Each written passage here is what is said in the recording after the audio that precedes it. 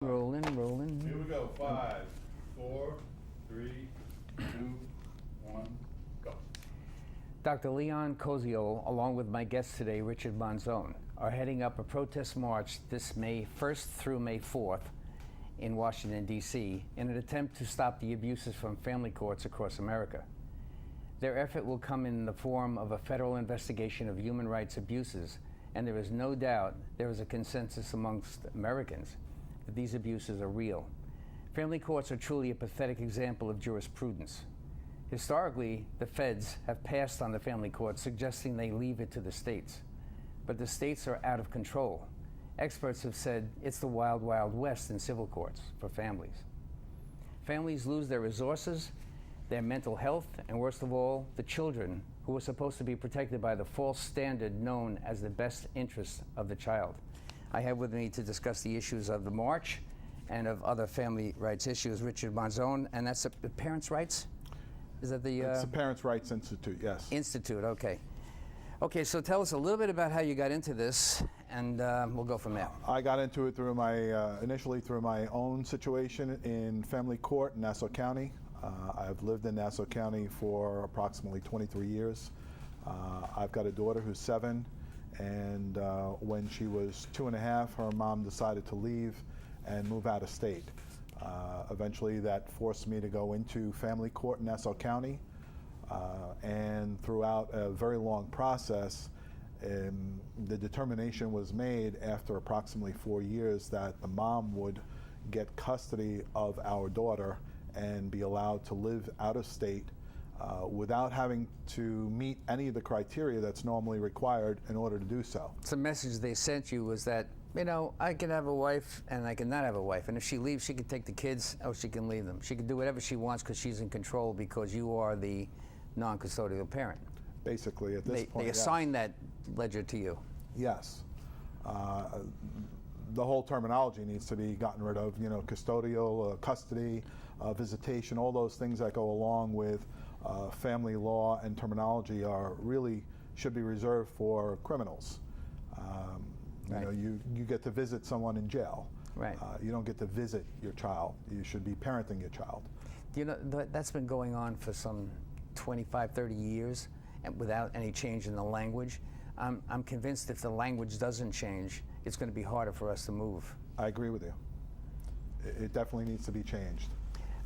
What about part of what we're trying to do here by theoretically dismantling the family court system?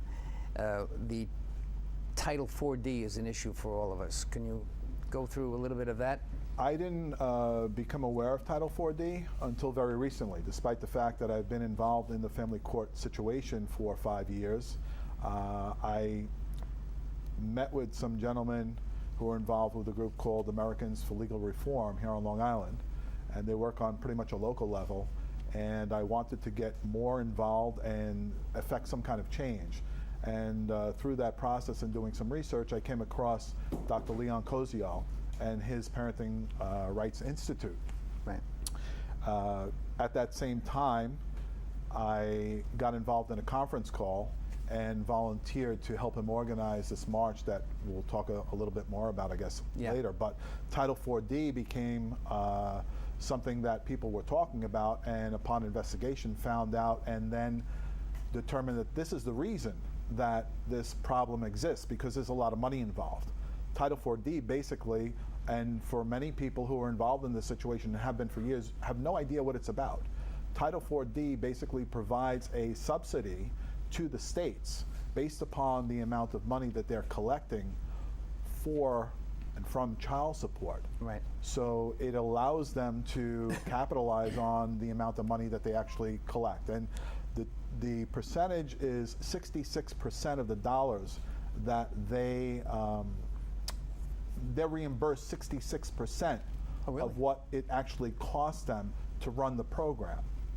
And so that's how it is now. I believe at one time it was 100%.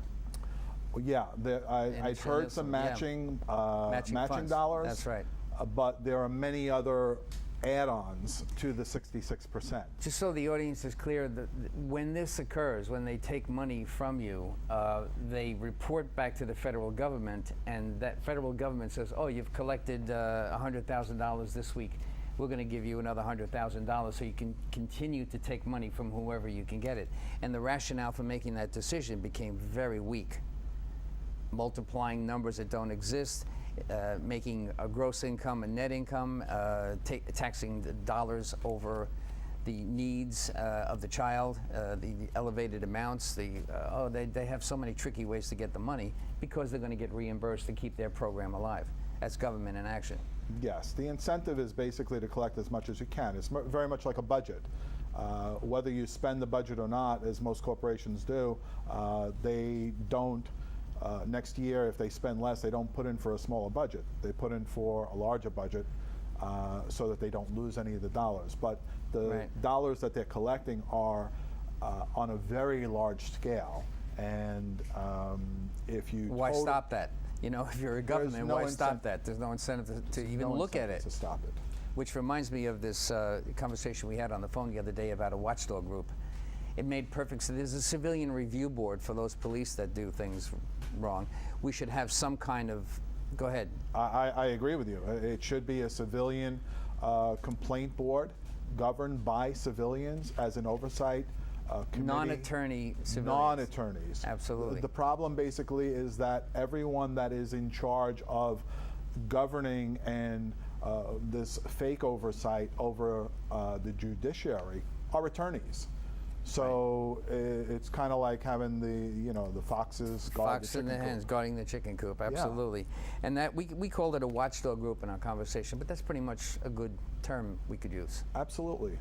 And I think it's very much in line with the Civilian Complaint Review Board. This needs to be handled by civilians because it's affecting civilians. And it's affecting civilians on such a large scale that no one's taking that into consideration. What's going on in the courts is violating constitutional rights. It's violating the very laws that are written that it's supposed to be adhered to. They're not followed. While you're heading in that direction, what would happen if you took away enough money from the people paying into it and force them out of work, or which happens very often? They end up losing their jobs. They can't come to the commitment of the support. The support is an inflated number using gross income anyway. That's pre-tax dollars. So you're paying for money you never receive. So a lot of people fail. They go out of the system. They don't want to work for $100 a week and take 20 back. So things like that are happening all the time. So what happens to these people and the government when it doesn't have the tax base? A lot of people lose their incentive to work. A lot of people are forced out of the workforce because of what they've been dealing with family courts and fighting a court that they initially came to look for some justice, and only to spend time with their children. That's what they're looking to do. Right. And yet they become, in my case, very simply, I went from being someone who asked the court to do something I felt was honorable, to spend time with my child, and quickly became the position of a defendant. And that's basically wrong. So people are forced out of the workforce. They're put through a tremendous amount of emotional distress. Many people wind up turning to things like alcohol, to drugs, to cope with this alone place that they're left in because they're fighting at all. You're treated like a criminal. How long did you think that would take before you would break down? If you're in an environment of criminals, you've got lawyers defending you, telling you what to say and what to do. You lose your voice, not your vocal, but your ability to explain who you are, what's happening, what's the real facts in your life. You never get a chance to address that. You never get a chance to address it. You're shut down by the very courts that are supposed to be fair and balanced and wearing blindfolds, and that never actually happens.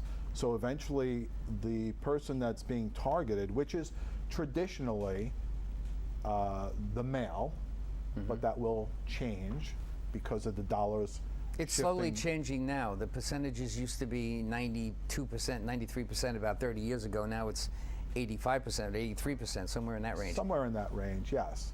But as it's still lopsided. it's still lopsided, but bearing in mind that this is all about dollars and getting the most amount of dollars, if we collect the most amount of dollars, we'll get the most amount of dollars in return from the feds. Right. As women start to continue to earn more as they have been, then those will eventually become the targets, because they will be the breadwinners. Right. Many of the people that I've spoken with, and I've spoken with people in approximately 35 states now that are involved in this march. That's good.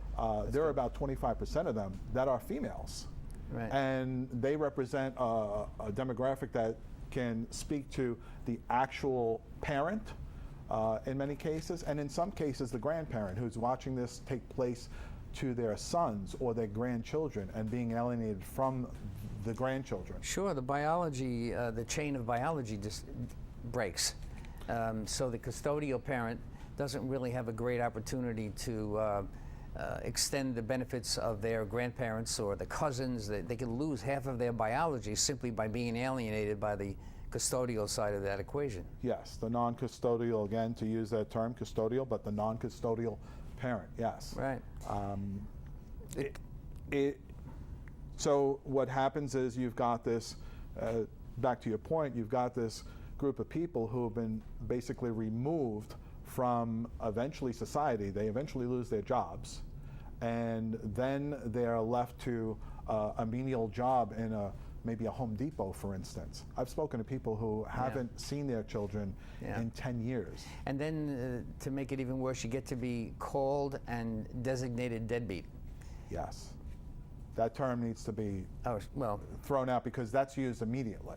Yeah, the minute that you don't have a payment, you know, sometimes I've known plenty of people who have had their incomes elevated to the point where they weren't taking on any home pay. So the rearage and the amount of penalty that they have, so whatever they paid into the system matched by the government, that's a cycle that was just going to keep on going, and that family and that man can no longer do what he used to do. So you're removing that ability is a trauma to the children, and people don't realize that. They're not looking at that. They look at the father being, oh my God, look at my dad, he can't do shit anymore. He lives in the basement of an apartment. Yes. You know, well. Yes. Because of what the family because of court what the has family court's created, right. And that person, then that father who was the breadwinner, who was a taxpayer, now is no longer able to earn that money that he was able to earn prior to him being brought into this situation. So he's no longer part of the tax base. That's right. And then he's no longer contributing to the gross national product any longer. And he's no longer able to support those programs that everyone's so hot about keeping in place. It's a failed system. There's no question about it. How you stop them is by doing what you're doing with the march. Tell us a little bit about the march. I don't want to. I'll talk about it twice, now and later on. But go ahead. What is is it the focus of the march to bring back? The focus of the march is to draw attention at a federal level to this problem that affects every state within our nation, and it does go across the world. As I said in the opening, that the feds have notoriously passed it along to the states. They have, yes. We feel, though, that with the current administration, and this is not a political thing, so I don't want it to be misunderstood, but we feel that with the current administration being more in tune with family values and bringing families back together, that we need this addressed from a federal level. We need a federal investigation. We need a federal oversight committee, congressional committee, to basically dismantle this 4D. No question about it. I mean, clearly the system is broken very badly, and the people, and by the way, the numbers of people in the soup, so to speak, are somewhere in the neighborhood of 50% of the population. So you're at the breaking point now where if you continue to do the same thing, the non-custodial parent is not only going to become a class, it's going to become a focal point for bad parenting beyond what it is now. And that's going to doom the children of that family. Well, you look at where we are in society right now. We're pretty close to that situation as we watch the news every day and become hardened to what we see going on every day. You take, for example, mass shootings by young people in schools, for instance. If you look at the statistics on the shooter traditionally comes from a single-parent home. Right. And that's about 85%. coincidentally close to that same 85% of Yeah. the fathers Right. that are not Missing. involved in children's lives It's not a any longer. relatable coincidence, but it sure is obvious that it should make a mark. It should be. And that's because of the what is the difference, do you think, that fathers create that mothers can't create, that causes this kind of thing? Well, in my humble opinion, you need two parents to raise a child. There you go. This whole notion of a single parent is sufficient. It's not. Don't get me wrong, a single parent can do that when it's necessary in the loss of a father or the loss of a mother through death, for instance.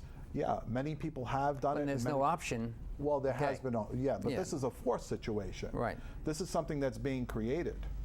And it then goes along to the breakdown of the family and younger people not being able to know how to act in society any longer. Yeah, there's an imbalance in the social order of children growing in families that have single parents, and the matching ability of a person that's in a family that has two parents versus one parent.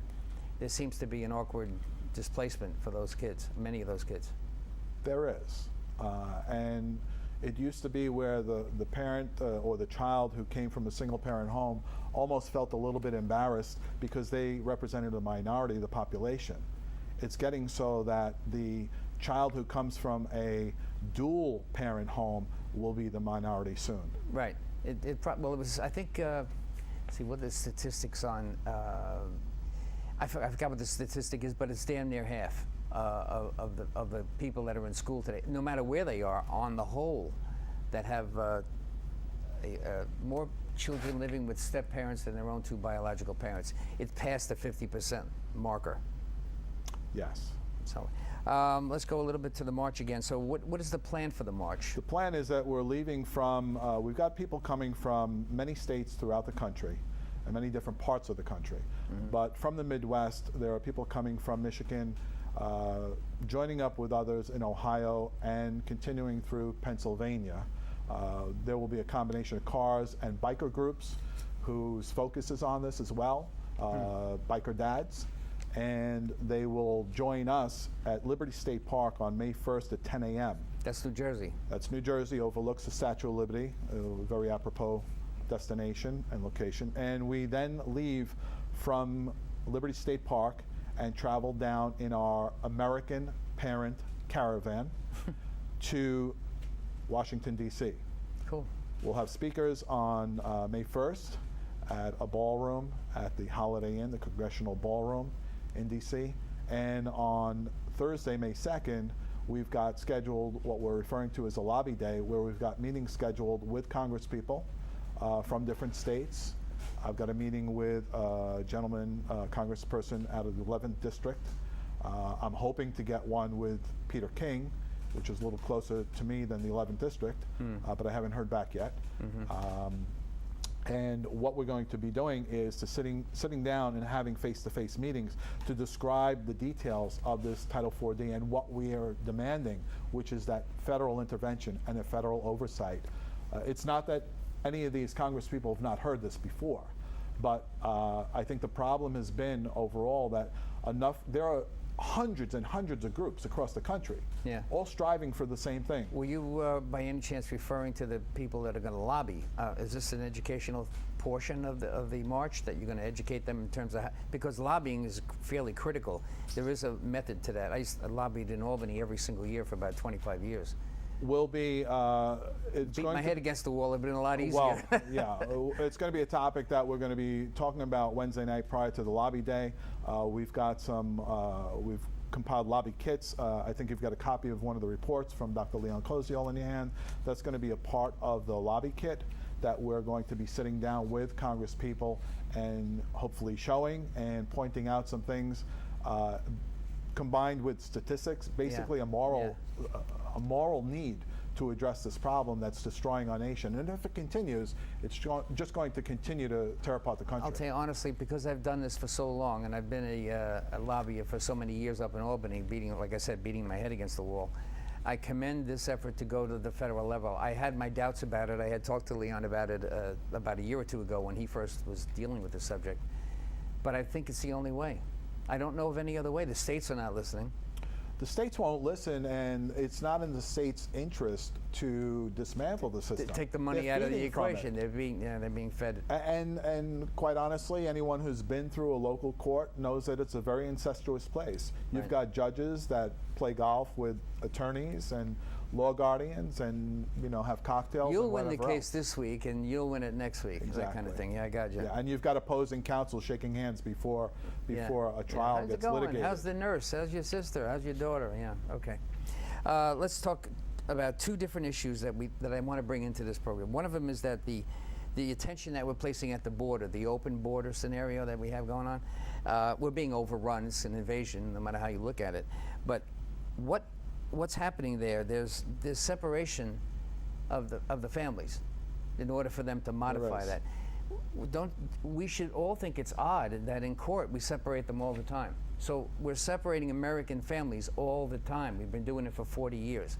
But at the border, somebody comes over and we're not allowed to separate them. So immigrants who are not citizens get treated better than the citizens who are taxpayers in this country. Well, I think an important distinction to make is that they're illegal immigrants. Yeah.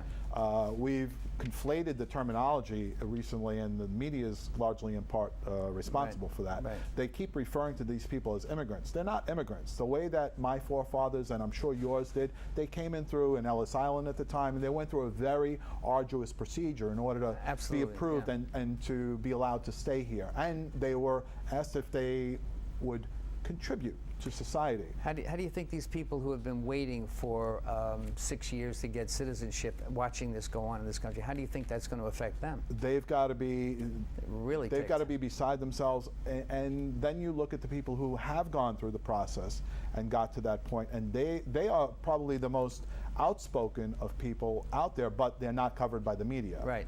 And what's ironic is that these people are breaking laws before they even enter, yet they're provided a lot of the things that we are denied as taxpayers and as citizens.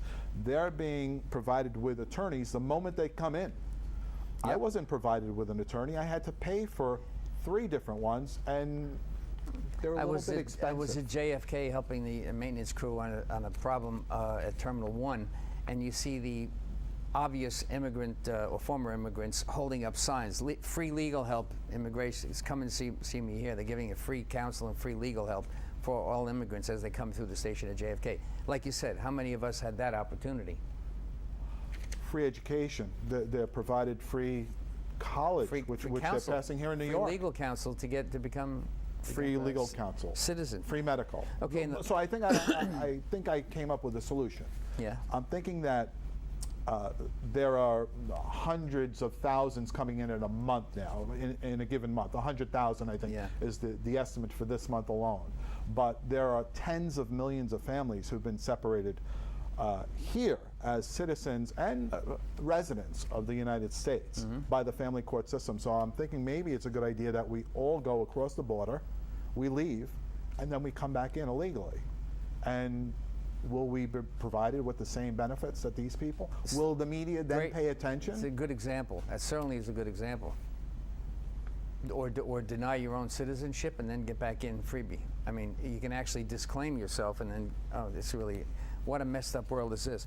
The last one I want to talk about is the Texas situation where the 8-year-old person has to make a sex decision, and the mother is making a decision for this 8-year-old boy to be castrated. Now, how the heck did that happen? I don't know how it happened, but shortly after I spoke with you earlier today, I reached out and was able to get in touch with the father. His name is Jeff Younger. He's out of Dallas, Texas. He's got a son whose name is James, and I believe the son is currently 6 years old. But at age 2, the mother of this child, who had left the father, decided that her son had decided he was going to be a girl. An 8-year-old making a decision. A 2-year-old. Oh, a 2-year-old. 2-year-old Oh. at age 2. And so this decision was made by a 2-year-old, and the mother embraced this decision and started abusing the child in the form of dressing the child as a girl. Jeez. Age 5, The child showed up to school wearing a dress, painted fingernails, eyelashes, and was in the process of this father trying to fight this insanity, was told that he was no longer able to use male terminology when he referred to his own son. The child is 6 now, and the father is being forced by the family court to pay for the chemical castration of his child, which can't be done until the child is 8. You can't get a tattoo until you're 18 legally. Right. You can't have consensual sex until you're 18, but you can determine what your sex is at 8 years old. And there's a group that's actually going to do this that, after doing a little bit of research, Oh my God, yeah. in Texas of all places, promotes this. There's a group everywhere that does weird things. This is one of them. It's impossible. This situation is impossible. I'm outraged. I wish there was some way I could get to this situation. I'm going to do everything I can. I'm glad you started this. We only have a minute and a half left. I want to make sure you cover everything you can about the march. We talked about the meeting in Jersey. We talked about the lobbying part of it. And then the last day or Lobby two Day is before we get Thursday, a May chance. 2nd, and the last part of it is we're going to have some guest speakers. This gentleman, the father, is going to be one of them. He's agreed on the phone call to fly over and be part of it. And on May 3rd, which is Friday, we'll have a march that begins at the steps of the White House and ends at the Supreme Court, after which we'll have a candlelight vigil to commemorate people who have been lost. There are many people who have been lost, like children, to neglectful parents that the court has not acted on. They've been murdered. One of the gentlemen will be with us. He runs the Gabriella Boyd Foundation. He lost his 2.5-year-old daughter in the process. There are lots of suicides that are attributed to it. It happens every day. These people will be commemorated, as well as people who have been murdered because of the strains that the family court has put on parents. Well, this is certainly a good time to do it, especially with cases like this. You want to bring these cases up during these, have everybody talk about it in some way. Look for language that works to open this up and explode it, because this is absolutely out of control. The phone number, or the website, anything that they can reach people who are watching this program? It's leonkoziol.com, and the Facebook page, which is the easiest to follow, is Parent March on Washington. Okay, Parent March on Washington. That's the Facebook page. We've got a Twitter handle, which is American Parent Caravan. And the phone number that I have for Leon is 315-380-3420. I want to thank you very much for the time that you've given us today and help us open up this problem that we've had for years. And I think this is the first opportunity. I'm glad you're at the forefront. You're a good speaker for the group. You've been watching FIT TV, the program that brings you behind the scenes of our divorce culture. At FIT, you know you cannot get this information on your own, so we'll bring it to your TV every single week. You can't get this every week. My name is Chris DiMaggio. Thank you for watching FIT TV, and we'll see you again next week. DiMaggio. Thank you. Once again, thank you. I'll get this.